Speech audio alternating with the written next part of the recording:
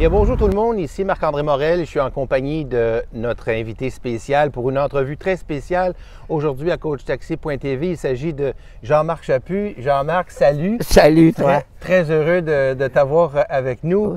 Pour ceux qui ne connaissent pas Jean-Marc Chaput, premièrement, je dirais que c'est une légende ici au Québec, mais pas seulement au Québec, mais aussi dans la francophonie mondiale, parce que c'est lui qui a pavé la voie pour nous tous aujourd'hui, conférenciers et tout, non seulement au Québec, mais aussi en France, en Belgique et tout ça.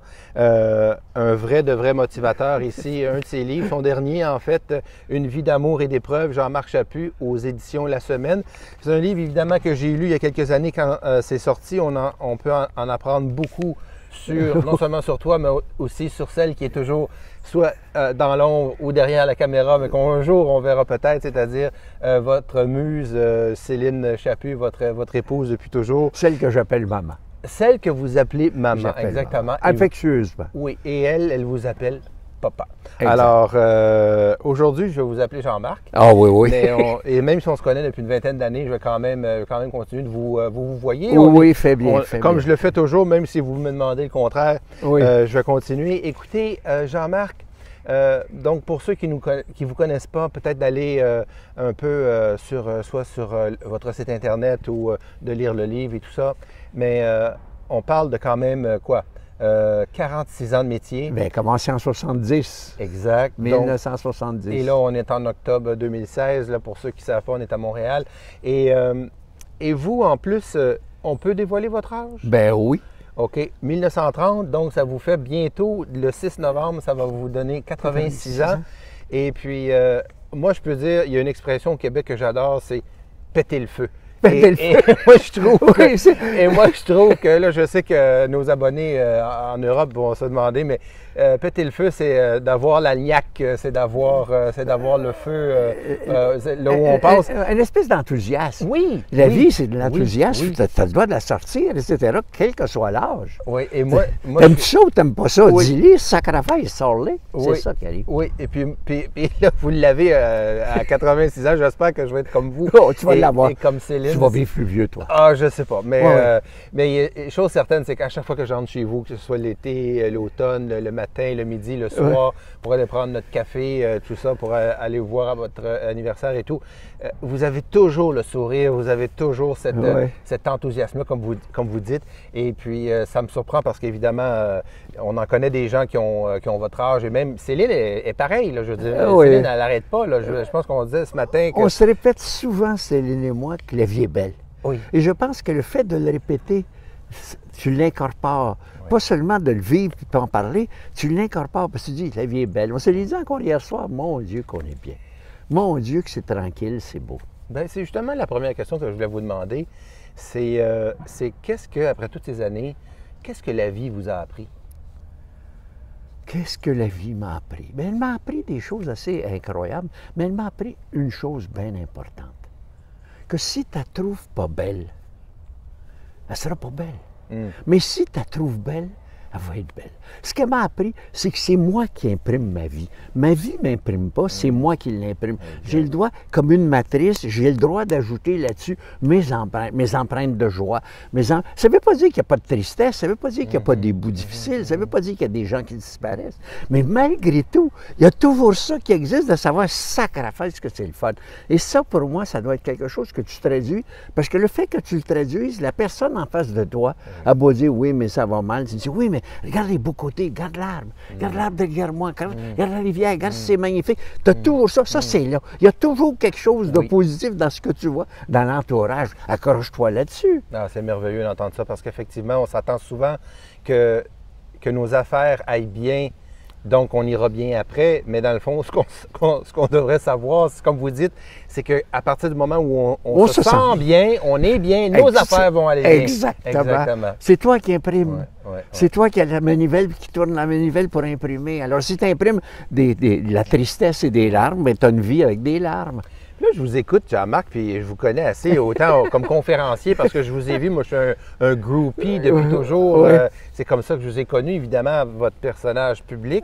Mais vous êtes aussi Jean-Marc Chaput, l'être humain Oui. exactement comme ça, comme on vous voit sur scène aussi. Donc, Exactement. Je pense pas d'avoir changé quoi que ce soit sur scène. Et c'est ce qui me... En fait, ce qui est difficile sur scène pour quelqu'un, c'est de sentir que tu dois conquérir les gens, du moins leur dire quelque chose qui les intéresse. Mais d'un autre côté, tu es un gars bien ordinaire dans l'affaire. Tu es un humain ordinaire, comme eux, avec des hauts, des bas, etc. Mais tu as des idées, puis tu as la chance de penser. C'est ça qui est extraordinaire. donc c'est quoi un conférencier, donc, pour vous? Oh, bien, des qualités de conférencier. Des qualités... J'ai souvent dit qu'un conférencier, c'est un témoin. Ce que j'essaie de dire depuis 70, c'est d'être témoin. J'ai été témoin d'une certaine vie. J'ai bâti certaines affaires. J'ai eu des pépins, j'ai mangé des coups de pied, etc.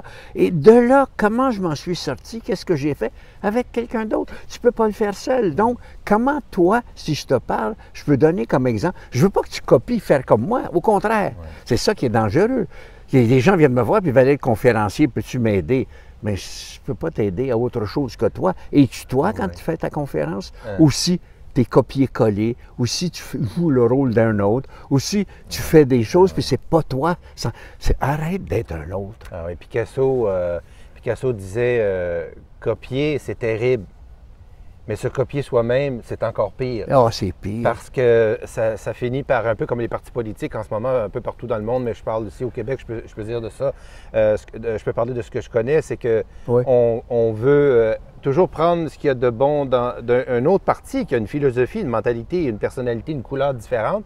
Et puis on finit par prendre ce qu'il y a, entre guillemets, ce qu'on considère de bon à un et l'autre, et on finit au bout de 2 ans, 3 ans, 4 ans, 10 ans à avoir rien. Parce que c'est juste du réchauffé et du réchauffé. Et dans ce sens-là, un conférencier, c'est une espèce de témoin qui dit « Voici, j'ai vécu une vie ». Et c'est pour ça que je dis qu'un conférencier doit être vrai. C'est la véracité de ce qu'il dit. C'est pas de dire « ben moi, je me sers beaucoup d'articles, etc., que je sors régulièrement. Mais les articles, je les vois mon prisme à moi. À travers moi, j'ai compris ça de l'article. Je comprends que c'est ça que ça veut dire. Comme quelqu'un me disait, on lui a demandé hier, j'ai écouté une émission, puis on lui a demandé est-ce que vous êtes de droite ou de gauche? Puis il a regardé, il dit ni l'un ni l'autre. Je suis des deux. Parce qu'il faut être des deux. Oui, c'est ça. Parce que comment tu fais? Que la vie, c'est pas des chocs puis se battre, c'est se concilier, c'est reprendre les peuples. Et la difficulté de notre société à l'heure actuelle, dans tous les pays du monde, c'est la réconciliation est tellement... On a l'impression que c'est un geste incroyable. Mais la réconciliation, c'est le fait que tu peux changer d'idée. Ce que je fais moi-même. Alors, de sortir quelqu'un puis de dire, tu as écrit ça en 20 ans. Ben oui, mais je n'étais pas la même personne. J'étais quelqu'un d'autre. Exact. Et ça, maintenant, je suis quelqu'un... Mais c'était vrai, c'était quelqu'un d'autre.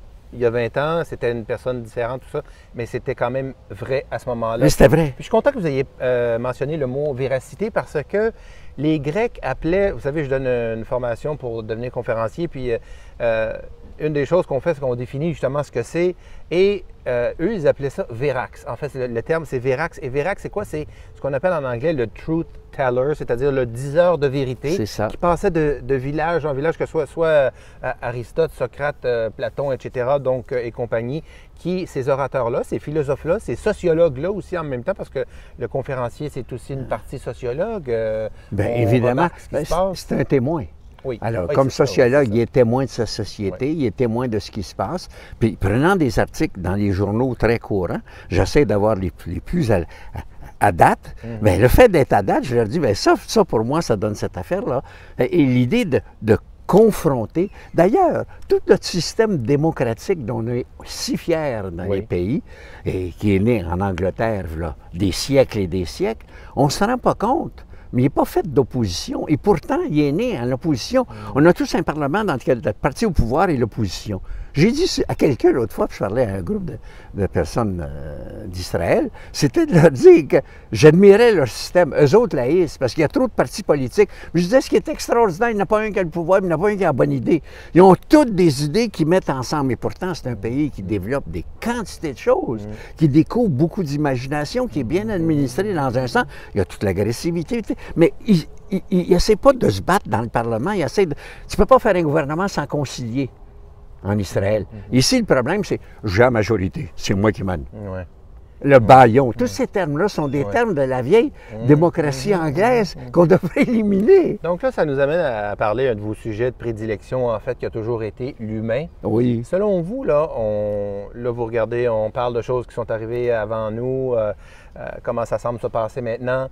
Selon vous, l'être humain de demain, il ressemblera à quoi? Il va ressembler à quoi l'être humain demain? Il va être beaucoup plus cosmopolite, beaucoup plus éveillé. On le voit d'ailleurs même dans cette petite province qu'on appelle le Québec à l'heure actuelle, qui est énorme au point de vue géographique, mais avec très peu de population. C'est un peuple nouveau qui est né. Les gens ne pensent pas de la même façon, ne voient pas la même chose. Et maintenant, le métissage des Québécois, c'est quoi? C'est des Nord-Américains. Donc, il y a Américains dans le mot. Ce sont des descendants de Français. Donc, ce sont des Français aussi. Mais en plus, ils vivent dans un système britannique. Donc, ils ont la logique britannique. C'est tout ça mêlé qui fait à l'heure actuelle un peuple différent de ce que peut être les autres, de ce que peut être un Polonais, de ce que peut être un Français, de ce que peut être un Africain. Et sans compter que eux, les Polonais, les Ukrainiens, les Italiens, les Grecs, là aujourd'hui même les Chinois, les Russes et tout ça, là, qui commencent à peupler même mon voisinage. Moi où je suis, ça fait 20 ans, je suis dans le même quartier et c'est incroyable. Là, je pense qu'on a comme 40 maintenant de notre population. Et d'ailleurs, et c'est ridicule de penser qu'on peut faire des barrières à nos pays. Les pays vont s'intermêler, etc. Oui. Mais le conférencier est celui qui témoigne de cette possibilité-là devant des gens. À 86 ans, c'est d'autant plus fort que je suis de la vieille génération où j'ai vécu dans des barrières assez simples. Parce que, mais à l'heure actuelle, je regarde, puis je me dis, ben oui, c'est ça, il y a des gens de partout qui viennent, puis on s'échange. Dans le parc, je parle des gens qui sont musulmans, on parle des enfants, il est beau, il est joli, le petit bébé est fun, puis tout, puis on échange d'où vous venez, de quel pays, comment ça va, fait combien de temps vous êtes chez nous, et vous êtes incorporés, ça va. C'est ça vivre. Et ça, c'est être un conférencier témoin. Le danger, c'est que comme témoin, on commence à donner des recettes. La vie, c'est pas une recette. La vie, c'est vivre. Et quand on vit, quand on meurt dans la vie, sacrifice, ferme-toi pas. Quand on parle de monde meilleur, vous savez, là, construire un monde meilleur, souvent les conférenciers même utilisent ces approches-là, être le meilleur de nous-mêmes, construire un monde meilleur. Il ressemblerait à quoi, vous, le monde meilleur? Le monde meilleur ressemblerait à des gens qui ne se confrontent plus, mais qui essayaient de faire de la concertation. Où on aurait des gens dans une assemblée qui diraient « Qu'est-ce que tu en penses? Qu'est-ce que tu en penses? » Bien, les pays scandinaves ont un peu ça, où on fait des négociations ouvrières avec l'Union, le gouvernement et les propriétaires de manufactures et d'entreprises. Ces trois forces, on les met ensemble et on dit « Les prochains 5 ans, qu'est-ce qu'on vise? L'augmentation de salaire devrait être quoi? » Évidemment, moi, je veux le maximum de salaire, mais si tu veux le maximum de salaire, on ne pourra pas organiser des emplois facilement, puis si on va tout mettre dans un salaire, on n'aurait pas assez de place pour partir et agrandir l'usine, parce qu'il y a un risque à prendre là, puis ça prend des fonds. Ah bon, ça c'est intéressant. Puis toi, le gouvernement, il va falloir que tu fasses affaire avec des gens qui ont besoin d'aller assez vite. Donc, qu'est-ce que toi, tu vas accélérer pour que nous autres, on puisse pondre plus vite, puis aller un peu plus vite dans cette société qui est en fait avant-gardiste? Ça, c'est un conférencier. Un bon exemple. Un bon exemple. Là, dernière question. Si vous ne voulez pas répondre, je vous laisse le droit. 86 ans bientôt. Oui. Selon vous, bon, premièrement, pensez-vous à la mort? Oui. Évidemment, ma femme a 84, Céline. Maman a 84, puis moi j'ai 86. C'est évident qu'on approche. Il y a beaucoup plus de temps passé que de temps à venir. Et on y pense. Qu'est-ce que ça va être? Oui, puis quand vous y pensez, à quoi vous pensez en fait? Qu'est-ce qui devient la source? C'est quoi l'image que vous avez? Mais en fait, l'image que j'ai, c'est que je regarde les gens autour de moi, puis je me dis, non, il ne faudrait pas que je réagisse comme ça. Non, il ne faudrait pas. Comme quoi? Comme, par exemple, d'être dans un deuil perpétuel pendant 6 ans ou 10 ans. Alors donc, tu as un deuil, tu fais un deuil, puis il faut que tu en sortes. Il faut que tu sortes une façon de t'en sortir. Vous voulez dire qu'un moment va partir si vous êtes là et vice-versa? Ah oui, mais moi, ça va être un long deuil probablement, puis c'est ça que j'ai peur. C'est ça que je travaille, parce que Céline va se débrouiller merveilleusement bien. Elle a beaucoup plus le sens de la débrouillardise que je l'ai. Moi, j'ai plus le sens de tourner des pages, puis de lire, puis de regarder des revues. Mais ce sens-là, il faut que je le trouve. Alors, ça, mais ce que je veux dire, c'est que... Mais la vôtre. La mienne. La vôtre. ma mort à moi, ma mort me fait pas peur. Parce que j'ai mon père, quand mon père est décédé, là, quelques années maintenant, là, plusieurs années même, on était à la campagne, comme ça, assis.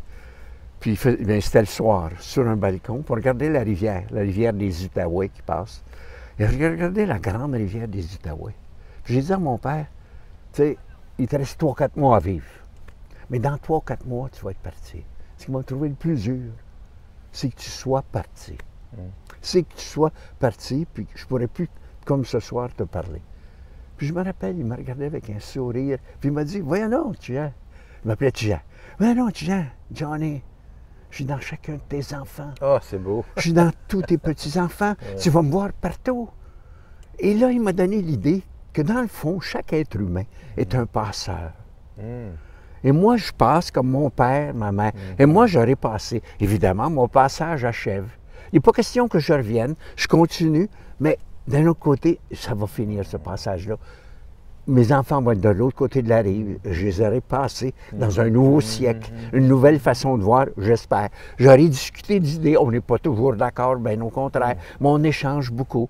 Et dans ce sens-là, j'aurais fait ce bout-là. Et quand je regarde ma famille, à l'heure actuelle, qui est nombreuse, je regarde mes 5 enfants, puis je regarde les 21 petits-enfants, puis les 8 arrière-petits-enfants, puis je les regarde tous, prenant un par un, je me dis, maudit bel job.